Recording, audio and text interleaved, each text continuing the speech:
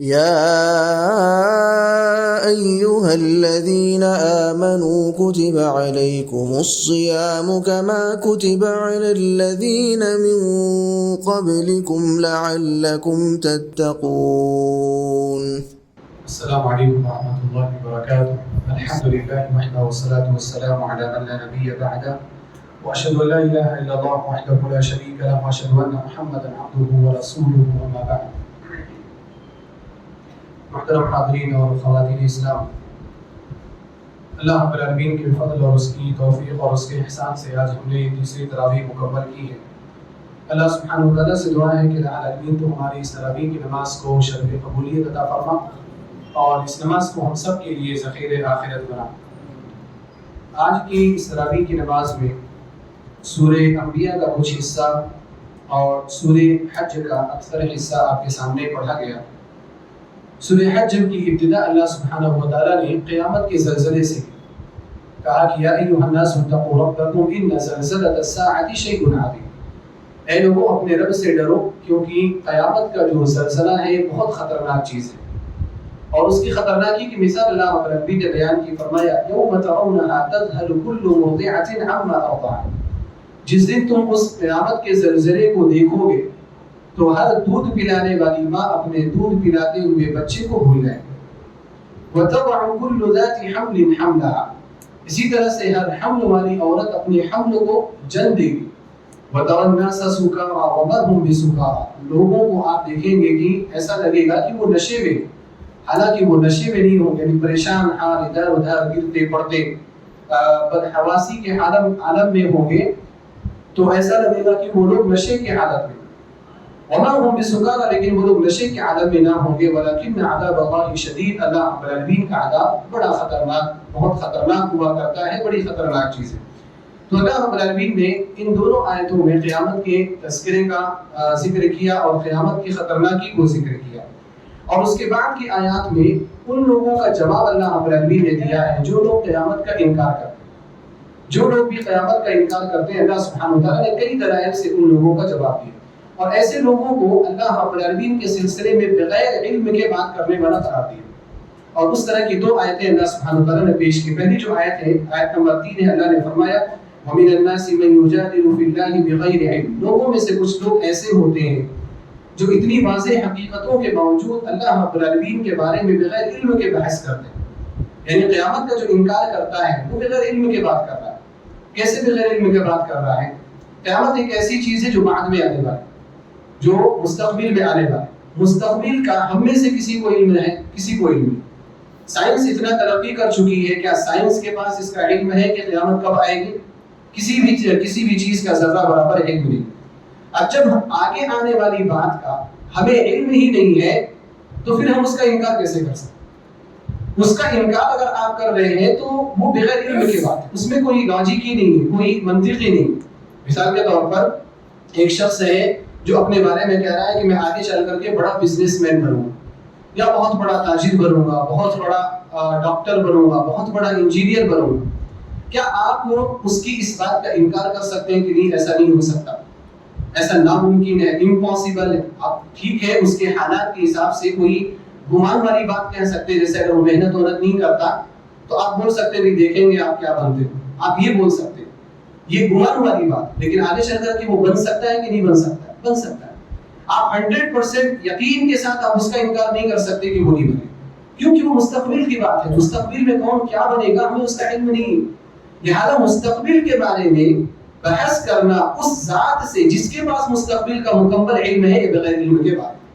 وَمِنَ النَّاسِ مَن يُجَادِلُ فِي اللَّهِ بِغَيْرِ عِلْمٍ. اللہ رب العالمین نے فرمایا لوگوں میں سے کچھ لوگ ایسے ہیں جو اللہ سبحانہ وتعالیٰ کے بارے میں بغیر علم کے بحث کر رہے ہیں. وَيَتَّبِعُ كُلَّ شَيْطَانٍ مَرِيدٍ. اور کس کی اتباع کر رہے ہیں؟ ہر اس شیطان کی جو سرکش ہے، جو گمراہ کرنے والا ہے، جو فاسق ہے، فاجر ہے. جو شخص اپنی نیت میں کھوٹ رکھا ہوا ہے، جو آپ کو گمراہ کرنا چاہتا ہے، ہم اس کے پیچھے لگے ہوئے اور اس کے پیچھے لگ کر کے ہم بڑی بڑی چیزوں کا انکار کر رہے ہیں. اللہ رب العالمین نے فرمایا كُتِبَ عَلَيْهِ أَنَّهُ مَن تَوَلَّىٰ فَأَنَّهُ يُضِلُّهُ وَيَهْدِيهِ إِلَىٰ عَذَابِ السَّعِيرِ. یہ بات متعین ہو چکی ہے کہ جو شخص بھی ایسے لوگوں کے پیچھے جائے گا، ایسے لوگوں کی پیروی کرے گا، ایسے لوگوں کی باتیں سنے گا ایسے لوگوں کی مجلسوں میں جائے گا جو بغیر علم کے بحث کرتے ہیں تو اللہ رب العالمین اس کو کیا سزا دے گا؟ فَأَنَّهُ يُضِلُّهُ کہ یہ شخص اس کو گمراہ کر دے گا، وَيَهْدِيهِ إِلَىٰ عَذَابِ السَّعِيرِ اور اسے جنت کی راہ نہیں دکھائے گا، اسے جہنم کی راہ دکھائے گا۔ یہی بات اللہ سبحانہ وتعالیٰ نے آگے چل کر کے پھر بیان کی آیت نمبر 8 میں، کہا وَمِنَ النَّاسِ مَن يُجَادِلُ فِي اللَّهِ بِغَيْرِ عِلْمٍ وَلَا هُدًى وَلَا كِتَابٍ مُنِيرٍ، لوگوں میں سے کچھ ایسے لوگ ہیں جو اللہ رب العالمین کے بارے میں بغیر علم کے بحث کرتے ہیں، نہ تو ان کے پاس علم ہوتا ہے، نہ تو ہدایت کی کوئی بات ہوتی ہے، اور نہ ہی ان کے پاس قرآن کریم کے جیسے واضح کوئی کتاب ہوتی ہے، کچھ بھی نہیں ہے، پھر بھی بحث کر رہے ہیں۔ ثانیہ عطفی، گردن ٹیڑھی کر کے ادھر ادھر ہاتھ ہلا کر کے اور اچھل کود مچا کر کے وہ الٹی سیدھی باتیں کریں گے۔ کیوں کریں گے؟ لیضل عن سبیل اللہ، اللہ رب العالمین کے راستے سے آپ کو گمراہ کرنے کے۔ ایسے لوگوں کی سزا کیا ہے؟ لہم فی الدنیا خزی، ایسے لوگوں کے لیے دنیا میں بھی رسوائی ہے، وَنُذِيقُهُ يَوْمَ الْقِيَامَةِ عَذَابَ الْحَرِيقِ اور قیامت کے دن ہم ان کو جہنم کی آگ میں، جلنے والی آگ میں ہم ان کو جلائیں۔ تو دیکھیں اللہ سبحانہ وتعالیٰ نے یہاں پر دو جگہوں پر بالکل قریب قریب ہی 2-4 آیتوں کے ڈسٹینس پر، فاصلے پر اللہ رب العالمین نے اس بات کو بیان کیا کہ اللہ تعالیٰ کے بارے میں، اللہ رب العالمین کی شریعت کے بارے میں، قرآن کریم کے بارے میں، احادیث کے بارے میں بغیر علم کے آپ بحث نہیں کر سکتے۔ اگر آپ کو بحث کرنا ہے تو آپ کے پاس علم ہونا چاہیے، تبھی آپ بحث کر سکتے۔ اور جو شخص بھی بغیر علم کے بحث کرے گا، اللہ سبحانہ وتعالیٰ نے اس شخص کو گمراہ قرار دیا، اس شخص کی پیروی کرنے والے کو بھی گمراہ قرار دیا۔ جو شخص بغیر علم کے بحث کرتا ہے اس کو بھی جہنم میں جانے کی بات کہی، اور جو شخص ایسے لوگوں کے پیچھے جاتا ہے، ان کی اتباع کرتا ہے، ان کے بارے میں یہ بات کہی کہ یہ بھی جہنم میں جانے والا۔ اب آئیے ہم اپنے معاشرے کی طرف ان دونوں آیتوں کے تناظر میں جاتے ہیں۔ ہمارے معاشرے میں دیکھیے آپ، آج ایک بڑی چیز، اور اس کو بہت بڑی چیز سمجھا جاتا ہے اور بہت بڑی لیاقت اور قابلیت سمجھا جاتا ہے کہ علماء سے بحث کیا۔ ہمارے یہاں ہمارے معاشرے میں کوئی نوجوان اگر ہے اور وہ علماء سے بحث کرنے لگتا ہے تو اس کو بڑی قدر کی نگاہ سے دیکھا جانے لگتا ہے۔ اس کے پاس اتنا علم ہو گیا کہ علماء کو ٹکر دے رہا ہے، یہ علماء کو نیچا دکھا رہا ہے، علماء خاموش ہو جاتے ہیں، اس کے سامنے بات نہیں کر پاتے علماء۔ ایسے لوگوں کو بڑی قدر و منزلت کی نگاہ سے دیکھا جاتا ہے، اور یہی وجہ ہے کہ لوگ ایسے لوگوں کو دیکھ کر کے خود اپنے آپ میں ایسا بننے کی کوشش کرتے ہیں کہ ہم بھی علماء کو ٹکر دیں گے۔ لیکن ایک بات ہے علم حاصل کرنا، علم اگر آپ حاصل کر رہے ہیں، آپ علم حاصل کریں۔ علم حاصل کرنے کے لیے ایک شرط اللہ کے رسول صلی اللہ علیہ وسلم نے رکھ دی کہ اگر آپ اس شرط کے مطابق علم حاصل کریں گے تو آپ کا علم فائدہ مند ہوگا، ورنہ آپ کا علم نقصان دہ ہوگا۔ شرط کیا ہے؟ نبی صلی اللہ علیہ وسلم نے فرمایا، سنن ابو داؤد وغیرہ کی روایت، من تعلم علما مما يبتغى به وجه الله، جو شخص کسی ایسے علم کو تلاش کرے جس علم کے ذریعے اللہ کے چہرے کو تلاش کیا جائے۔ یعنی اگر آپ علم حاصل کر کے اللہ رب العالمین کو راضی کرنا چاہتے ہیں، اللہ کے یہاں مقام چاہتے ہیں، اللہ کی جنت میں درجات چاہتے ہیں، تو اللہ سبحانہ وتعالیٰ دے گا۔ یہ شرط ہے۔ اب اس علم کے ذریعے سے، جس کے ذریعے اللہ کو راضی کیا جاتا ہے، اگر آپ اس کے ذریعے سے کوئی دوسری چیز حاصل کرتے ہیں، لا يتعلمه الا ليصيب به عرضا من الدنيا، نبی علیہ الصلوۃ والسلام نے فرمایا کہ اگر اس علم کو حاصل کر کے انسان کوئی دنیاوی مال و متاع چاہتا ہے، دنیاوی مقام چاہتا ہے، اور ایک اور روایت کو ساتھ میں ایڈ کر لیجئے، اس میں نبی صلی اللہ علیہ وسلم یہ بھی بیان فرمایا کہ جو شخص علم حاصل کرتا اس لیے ہے تاکہ وہ علماء سے ٹکر لے اور جاہلوں کو بے وقوف بنائے، تو ایسے لوگوں کے بارے میں نبی علیہ السلام نے فرمایا، لم یجد عرف الجنت یوم القیامہ، ایسے لوگ قیامت کے دن جنت کی خوشبو بھی نہیں پائیں گے۔ یعنی اگر آپ علم کو دنیاوی مقاصد کے لیے حاصل کر رہے ہیں، لوگوں کو نیچا دکھانے کے لیے، اپنے آپ کو اونچا کرنے کے لیے،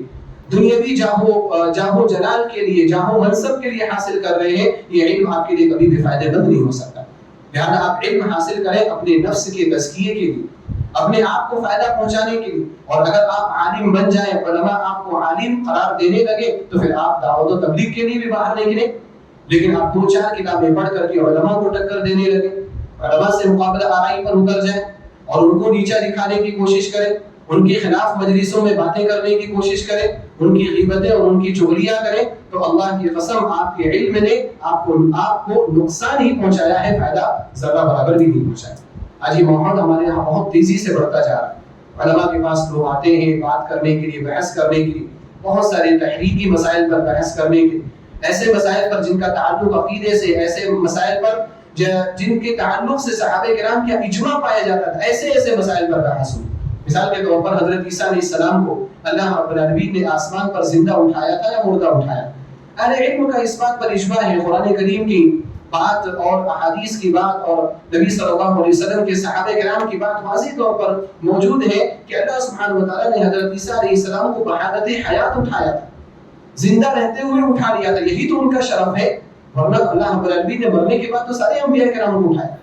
عیسیٰ علیہ السلام کے بارے میں اللہ نے فرمایا وَرَفَعْنَاهُ مَكَانًا عَلِيًّا، ہم نے ان کو، یہ تو ادریس علیہ السلام کے بارے میں ہے، عیسیٰ علیہ السلام کے بارے میں فرمایا وَرَافِعُكَ إِلَيَّ، ہم آپ کو اٹھانے والے، تو کیا اٹھانے والے، کس طرح سے آپ کے مقام کو بلند کرنے والے، یہ بالکل واضح بات۔ لیکن آج ہمارے معاشرے میں ایسے لوگ بھی ملیں گے جو یہ مانتے ہیں کہ عیسیٰ علیہ السلام کو موت دے کر کے اللہ رب العالمین نے اٹھایا تھا اور پھر اس کے بارے میں آپ سے بحث کرتے ہوئے بھی نظر آئے۔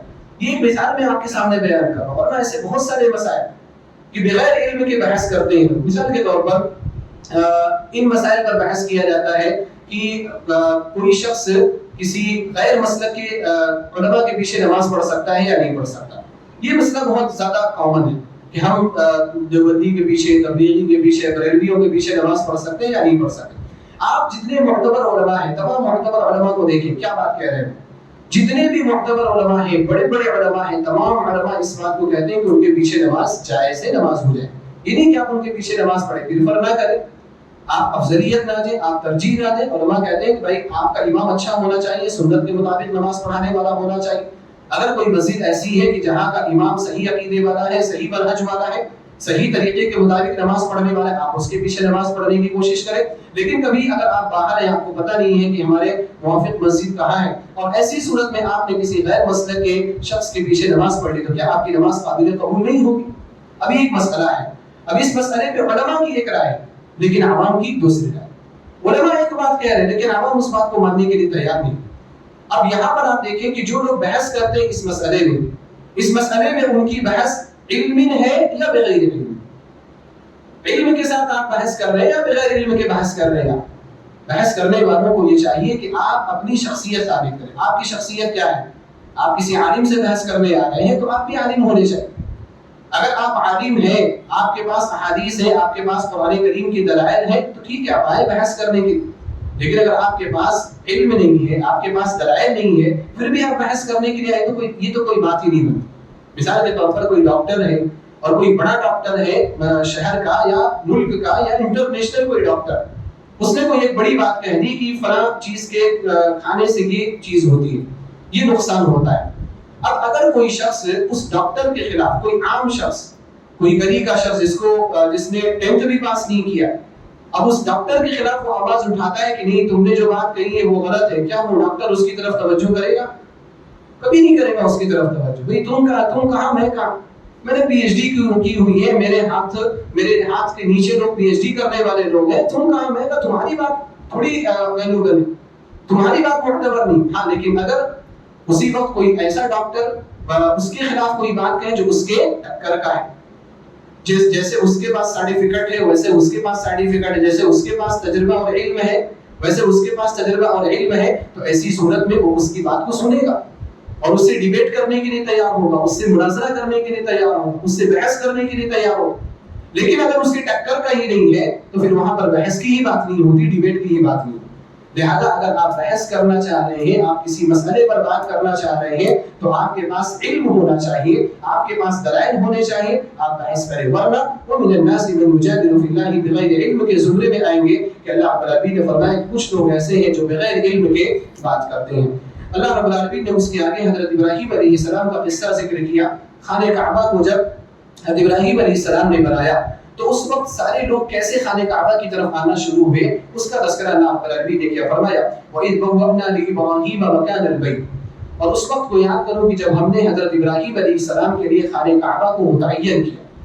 یہاں پر اللہ رب العالمین نے ذکر کیا کہ حضرت ابراہیم علیہ السلام کے لیے ہم نے خانہ کعبہ بنایا، حالانکہ اس سے پہلے والی جسٹ آیت میں کہا کہ الذی جعلناہ للناس، اس خانہ کعبہ کو ہم نے تمام لوگوں کے لیے بنایا، سواء العاکف فیہ والباد، وہاں کے رہنے والوں کے لیے بھی اور وہاں کے نہ رہنے والوں کے لیے، باہر سے آنے والوں کے لیے بھی۔ لیکن اس کے بعد پھر کہا کہ ابراہیم علیہ السلام کے لیے بنایا، اس کا مطلب کہ ابراہیم علیہ السلام بہت خاص ہے اللہ رب العالمین کے رسول، اس لیے کہا کہ ہم نے آپ کے لیے خانہ کعبہ کو بنایا۔ وَإِذْ بَوَّأْنَا لِإِبْرَاهِيمَ مَكَانَ الْبَيْتِ، لیکن اس وقت اللہ رب العالمین نے ابراہیم علیہ السلام کو نصیحت کی کہا اللہ تشرک بی شیئا، کہ آپ میرے ساتھ کسی چیز کو شریک مت کرنا۔ حضرت ابراہیم علیہ السلام امام الانبیاء ہیں، حضرت ابراہیم علیہ السلام امام الموحدین، موحدین کے امام۔ آپ کی توحید کے بارے میں قرآن کریم میں بہت ساری آیات موجود ہیں، آپ کو امت کہا گیا، اس کے باوجود اللہ رب العالمین نے کیا فرمایا؟ لا تشرک بی شیئا، آپ میرے ساتھ کسی چیز کو شریک مت کرنا۔ اس سے شرک کی خطرناکی کا علم ہوتا ہے۔ حضرت ابراہیم علیہ السلام نے دعا کی تھی اللہ رب العالمین سے، رب اجعل هذا البلد آمنا واجنبنی وبنی ان نعبد الاصنام، کہ اے میرے رب تو اس شہر کو امن والا شہر بنا اور مجھے اور میری ذریت کو، میری آل و اولاد کو بتوں کی عبادت سے محفوظ فرما۔ حضرت ابراہیم علیہ السلام نے اپنے لیے اور اپنے بچوں کے لیے شرک سے بچنے کی دعا کی۔ ہم سب کو شرک سے بچنے کی کتنی ضرورت۔ اب یہ سمجھنے کہ ہم نے کلمہ پڑھ لیا، اب شرک کہیں سے بھی داخل نہیں ہو سکتا، ہم کہیں سے بھی مشرک نہیں ہو سکتے، یہ غلط فہمی ہے۔ بہت سارے کلمہ گو ہیں، بہت سارے کلمہ پڑھنے والے لوگ ہیں شرک اکبر کا ارتکاب کر رہے ہیں۔ صرف کلمہ فائدہ مند نہیں ہوگا جب تک کہ آپ ان چیزوں سے نہیں بچیں گے۔ ابراہیم علیہ السلام کو نصیحت کی، اس کے بعد فرمایا وَطَهِّرْ بَيْتِيَ لِلطَّائِفِينَ، آپ میرے گھر کو پاک رکھیے۔ پاک رکھنے سے معنی عمومی طور پر بھی پاک رکھنا کہ شرک وغیرہ سے پاک رکھیے، اور ظاہری طور پر بھی پاک رکھنا کہ مسجدوں کو پاک صاف رکھنا چاہیے۔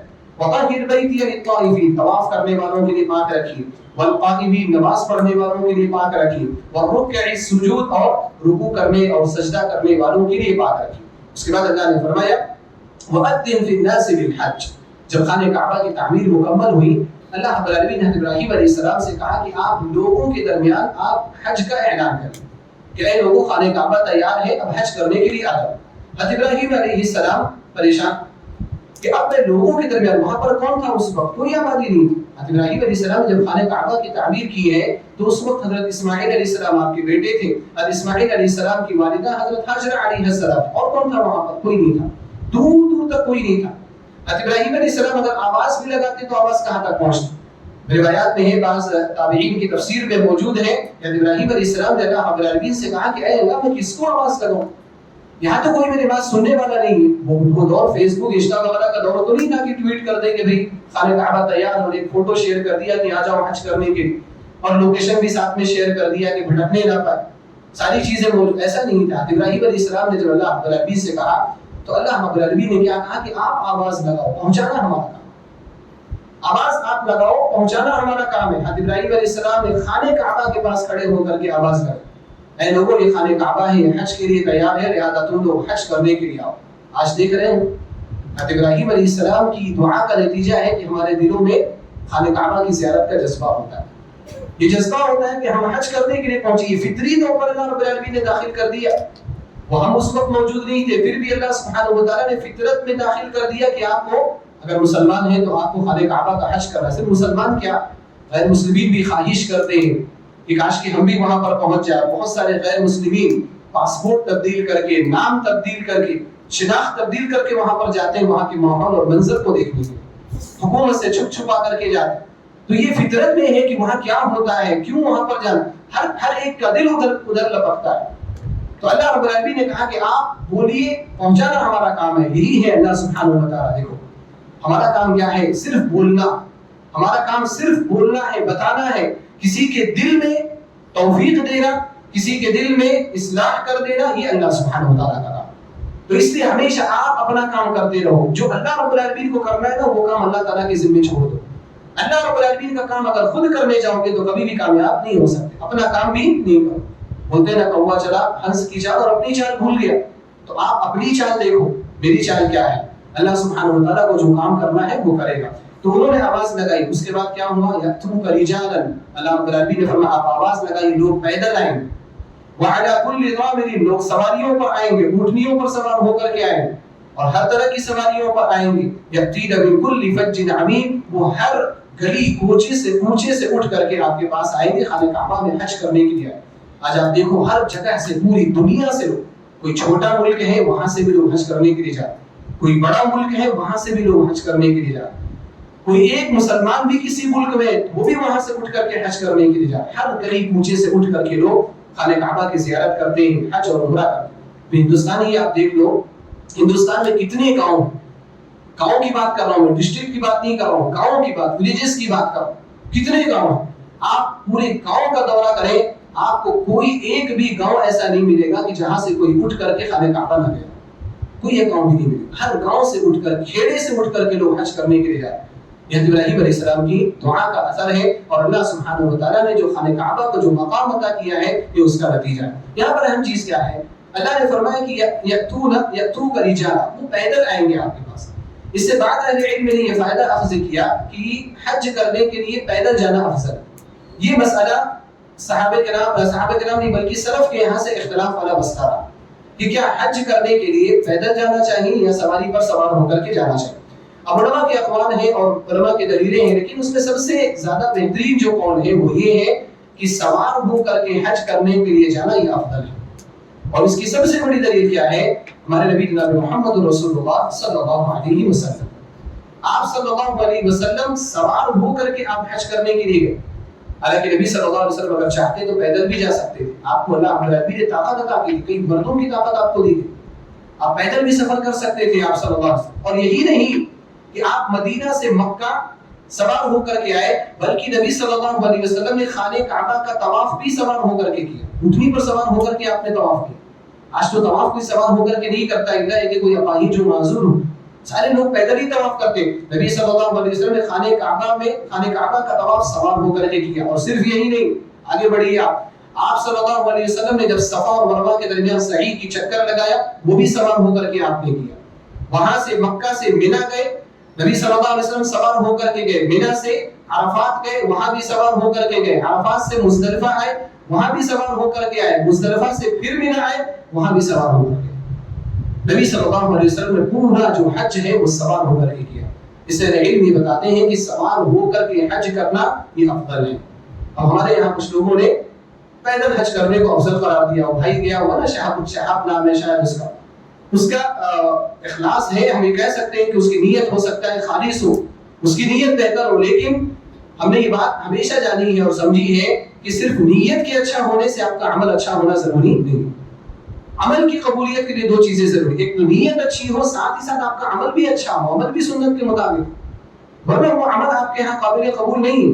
لہذا ہمیں اتنی زیادہ مشقت اور اتنی زیادہ تھکان برداشت کرنے کی ضرورت نہیں ہے۔ جب اللہ رب العالمین نے چیزوں کو آسان کیا ہے تو آسان۔ نبی صلی اللہ علیہ وسلم کے بارے میں عائشہ رضی اللہ تعالی عنہا نے فرمایا ما خیر بین امرین الا اختار ایسرهما ما لم يكن اثما۔ صحیح بخاری وغیرہ کی روایت ہے کہ اللہ کے رسول صلی اللہ علیہ وسلم کو اگر دو چیزوں کے درمیان آپشن دیا گیا تو نبی صلی اللہ علیہ وسلم نے ان دونوں چیزوں میں سے جو سب سے آسان تھا آپ نے اس کو چوز کیا، آپ نے اس کو منتخب کیا۔ ما لم یکن اثما، جب تک کہ وہ آسان چیز کوئی گناہ کی چیز نہ ہو، یعنی اگر وہ آسان چیز گناہ ہے تو پھر اس کو نہیں کرتے تھے، ورنہ اگر دونوں چیزیں جائز ہوتی تھیں تو نبی صلی اللہ علیہ وسلم کیا کرتے تھے؟ جو آسان والی چیز رہتی تھی اس پر عمل کر لیا کرتے تھے۔ اس کی ایک مثال دیکھ لیں آپ، عشاء کی جو نماز ہے، عشاء کی نماز نبی صلی اللہ علیہ وسلم کو تاخیر سے پڑھنا بہت پسند تھا۔ کب پڑھنا؟ یعنی تقریباً 11 بجے، 11:30 بجے، جتنی تاخیر سے پڑھا جائے اتنا بہتر۔ لیکن نبی صلی اللہ علیہ وسلم نے لوگوں کی آسانی کے لیے، لوگوں کے لیے یسر پیدا کرنے کے لیے آپ صلی اللہ علیہ وسلم نے عشاء کی نماز کو بھی اول وقت میں پڑھا، فوراً جب جیسے وقت داخل ہو رہا ہے فوراً پڑھ لیا نبی صلی اللہ علیہ وسلم۔ مسواک آپ دیکھ لیجئے، مسواک نبی صلی اللہ علیہ وسلم کو بہت پسند تھا، حتیٰ کہ آپ حالت وفات میں، جب آپ کی وفات کا وقت قریب تھا، اس وقت بھی نبی صلی اللہ علیہ وسلم نے مسواک کیا۔ عبد الرحمن رضی اللہ تعالیٰ عنہ تھے جو ابو بکر رضی اللہ تعالیٰ عنہ کے بیٹے تھے، حضرت عائشہ رضی اللہ تعالیٰ عنہ کے بھائی تھے، وہ اس وقت وہاں پر موجود تھے، وہ مسواک کر رہے تھے۔ نبی صلی اللہ علیہ وسلم آخری حالات میں تھے، اس وقت آپ صلی اللہ علیہ وسلم نے مسواک کی طرف توجہ کیا۔ عائشہ رضی اللہ تعالیٰ عنہ کو محسوس ہوا کہ نبی صلی اللہ علیہ وسلم مسواک کرنا چاہتے ہیں۔ عبد الرحمن بن ابی بکر رضی اللہ تعالیٰ عنہ سے مسواک لے کر کے اس کو نرم کر کے عائشہ رضی اللہ تعالیٰ عنہ نے نبی صلی اللہ علیہ وسلم کو مسواک کرایا۔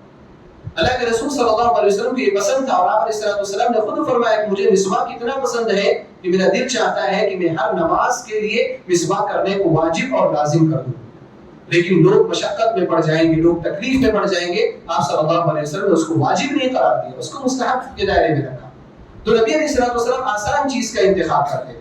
ایک آخری بات بول کر کے میں اپنی بات ختم کروں گا۔ لوگوں کے ذہن میں ایک چیز رہتی ہے کہ عبادت کے معاملے میں جتنی مشقت اور جتنی تکلیف برداشت کرو گے نا اتنا ثواب ہے، یہ ایک ذہن میں رہتا ہے قاعدہ۔ یہ قاعدہ اس طرح سے عمومی طور پر نہیں، تکلیف برداشت کرنے، مشقت برداشت کرنے پر اجر اس وقت زیادہ ملے گا جب تکلیف برداشت کرنے کی اجازت یا حکم شریعت نے دیا ہو کہ ایسا کرو، ایسا کرنے کے بعد اگر اس میں تکلیف آ رہی ہے تو اس تکلیف کو برداشت کرو گے تو اللہ سبحانہ و تعالیٰ اجر دے گا. لیکن ایسا نہیں ہے کہ آپ تکلیفیں پیدا کرنے لگو. اب نماز کے لیے آنا ہے، اب آپ نماز کے لیے پیدل آ سکتے ہیں، پیدل آنا افضل ہے، اس کے لیے تو واضح طور پر احادیث ہے. اب آپ پیدل نہ آ کر کے آپ الٹے پاؤں آؤ، الٹے پاؤں چلنے میں بہت تکلیف ہوتی، مشقت ہوتی، زیادہ اجر ملے گا. یا آپ وہ گھسٹ کر کے آپ مسجد کے لیے آؤ کہ میں مسجد اس طرح سے آؤں گا کہ مجھے بڑی بہت اللہ سبحانہ و تعالیٰ کے اجر چاہیے. اگر آپ اس طرح سے آئیں گے تو یہ چیز کیا ہے؟ سنت کے خلاف. نبی صلی اللہ علیہ وسلم نے ایک صحابی کو دیکھا، وہ دھوپ میں کھڑے ہوئے مسجد نبی کے باہر، دھوپ میں کھڑے ہوئے. ان کو بلایا بھی اندر آ جاؤ، کیا بات ہے آپ آ نہیں رہے اندر؟ تو ان کے بارے میں بتایا کسی نے کہ نہیں، اے اللہ کے رسول صلی اللہ علیہ وسلم نے نظر مانی ہے کہ دھوپ میں ہی کھڑے رہیں گے، چھاؤں میں نہیں آئیں. نبی صلی اللہ علیہ وسلم نے کہا کہ یہ کیا چیز ہے؟ چھاؤں میں آؤ، سائے میں آؤ. اللہ رب العالمین نے سایہ کس لیے بنایا؟ سکون حاصل کرنے کے لیے بنایا، آسانی حاصل کرنے کے لیے. آپ دھوپ میں کیوں کھڑے؟ آپ علیہ الصلوۃ والسلام نے فرمایا آپ نے نظر غلط ماری، نظر کا کفارہ دو اور سائے میں آ کر کے کھڑے ہو. یہ آسانی ہے. تو یہ دین آسان ہے. دیکھو آسانی کے ساتھ جو کام کر سکتے آپ اس پر کریں. اگر مشقت پیدا کریں گے تو اتنی مشقت ہو جائے گی کہ آپ دین چھوڑ دیں گے، آپ دین پر عمل نہیں کر سکیں. لہذا مشقت پر اجر اس وقت زیادہ ملے گا جب مشقت کو برداشت کرنے کا حکم شریعت نے دیا ہو. لیکن اگر مشقت کو برداشت کرنے کا حکم نہیں ہے، پھر آپ اپنی طرف سے مشقت پیدا کر رہے ہیں، تو وہ سنت نہیں ہے، وہ بدعت ہے، اس پر ثواب نہیں ملے گا، اس پر اللہ سبحانہ وتعالیٰ کی جانب سے عقاب یا عذاب بھی مل سکتا ہے. اللہ رب العالمین سے دعا ہے کہ الہ العالمین تو ہم سب کو صحیح سمجھ عطا فرما. الہ العالمین تو ہم سب کو صحیح طور پر علم نافع حاصل کرنے کی توفیق عطا فرما. الہ العالمین تو ہم سب کی تراویح کی نماز کو قبول فرما. قرآن کریم کے فہم، تدبر